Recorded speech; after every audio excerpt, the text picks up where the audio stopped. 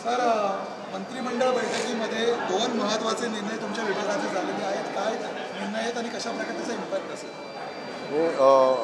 महाराष्ट्रामध्ये ग्रामीण भागाच्या गावखेड्यांचा विकास करत असताना ग्रामीण भागातल्या प्रत्येक गावामध्ये विकासासाठी स्पर्धा झाली पाहिजे आणि खास करून ज्या शासकीय योजना आहेत, केंद्र सरकारच्या योजना आहेत, राज्य सरकारच्या योजना आहेत, या योजना ची अंमलबजावणी सक्षमपणे गावामध्ये झाली पाहिजे. अशा पद्धतीचं सगळ्यात महत्त्वाचं काम या योजनेच्या माध्यमातून होणार आहे.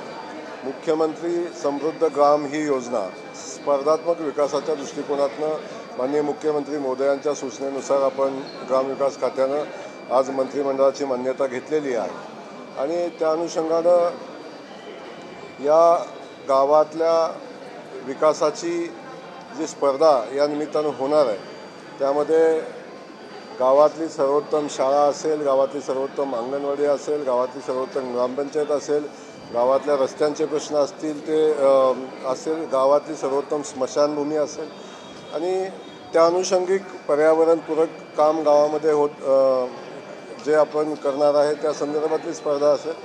अशा गावाच्या विकासाची स्पर्धा आपण या ठिकाणी करतोय आणि त्यासाठी तालुका स्तरावर ती स्पर्धा होत असताना 3 गावं तालुक्यामध्ये प्रथम, दुसरा आणि तिसऱ्या अशा 3 क्रमांक आपण काढू आणि त्यानंतर जिल्हा स्तरावर त्याची स्पर्धा होईल. त्यातून पहिले 3 नंबरची गावं आपण निवडणार आहे. त्यातून विभाग स्तरावर आपण पुन्हा 3 गावं निवडून 1 कोटी रुपयाचं बक्षीस विभाग स्तरावर आहे आणि राज्यस्तरावर जे गावात पहिलं गाव येईल त्याला प्रथम क्रमांकाला 5 कोटी रुपये, द्वितीय क्रमांकाला 3 कोटी रुपये आणि तृतीय क्रमांकाला 2 कोटी रुपये अशा पद्धतीचं बक्षीस या गावाला मिळणार आहे. आणि त्यातून एक गावाची विकास ची स्पर्धा या निमित्तानं होईल. त्यासाठी महाराष्ट्र सरकारने एक महत्त्वाकांक्षी अशी ही योजना, ही स्पर्धा महाराष्ट्रामध्ये अंमलात आणण्याचा निर्णय घेतलेला आहे आणि त्याची सुरुवात आदरणीय मोदींच्या वाढदिवसाच्या निमित्तानं 17 सप्टेंबरला होईल आणि साधारण 90 दिवसाचा हे स्पर्धेचा कालखंड असेल. आपल्याला आठवत असेल की आमिर खानने एक वॉटर कपच्या जे जलसंधारणाची स्पर्धा घेतलेली होती जलयुक्त शिवारच्या माध्यमातून आणि त्याच्याही पुढे जाऊन खास करून गावखेड्याचा विकास व्हावा म्हणून ही योजना आपण या ठिकाणी आणलेली आहे. दुसरीकडे एकनाथ खडसेंनी आज एक आरोप केलेला आहे की याच्या स्पर्धेबद्दल विचारायचं आहे, नेमकं किती गावांना याच्यामध्ये समाविष्ट होता येईल त्यासाठी काही फिल्टर लावलेलं आहे. हे 5 वर्षाची स्पर्धा असेल. याच्यामध्ये काही निकष आपण ठेवतोय आणि ते निकष पूर्ण करणाऱ्या गावांना या स्पर्धेमध्ये सहभागी होता येईल.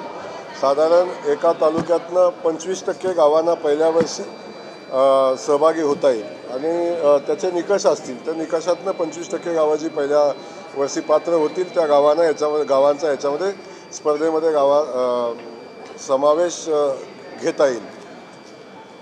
सर, आणखी एक दुसरा महत्त्वाचा निर्णय झालेला आहे आपला. दुसरा एक महत्त्वाचा मुद्दा होता की आपण बघतो बचत गटाच्या माध्यमातून खूप मोठी चळवळ उभी राहिलेली आहे आणि अनेक सक्षम बचत गट आपल्या नवनवीन वस्तूंची निर्मिती करते, नवनवीन पदार्थाची निर्मिती करते आणि जेव्हा ही उत्पादनं बचत गट घेतात तेव्हा त्या बचत गटांना मार्केट उपलब्ध करून देणं ही जबाबदारी सरकारची आहे. आजपर्यंत आपण बघितलं असेल की राज्य स्तरावर कधीतरी एक्झिबिशन होतं, जिल्हा स्तरावर होतं, विभागीय स्तरावर त्यांना थोडं 2, 3, 4 दिवसासाठी मार्केट उपलब्ध करून दिलं जातं. आता महाराष्ट्र सरकारनं मुख्यमंत्री महोदयांनी निर्णय घेतलेला आहे.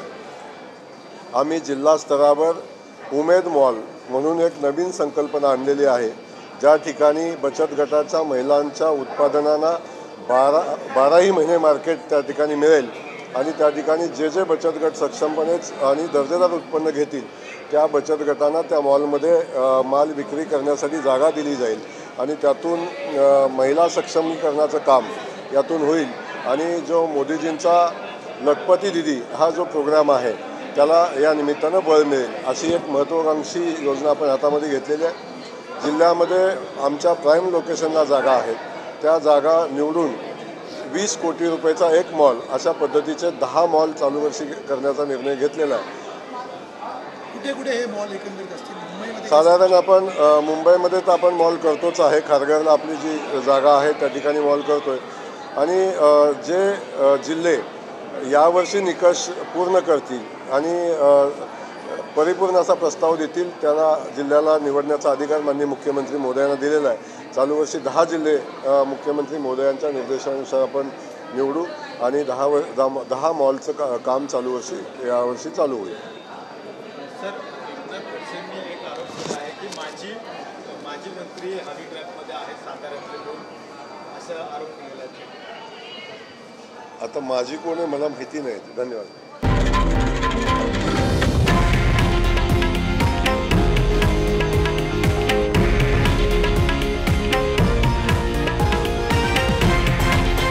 हे आहे देशातील नंबर 1 न्यूज नेटवर्क आणि आपण पाहत आहात TV9 मराठी, एकमेव.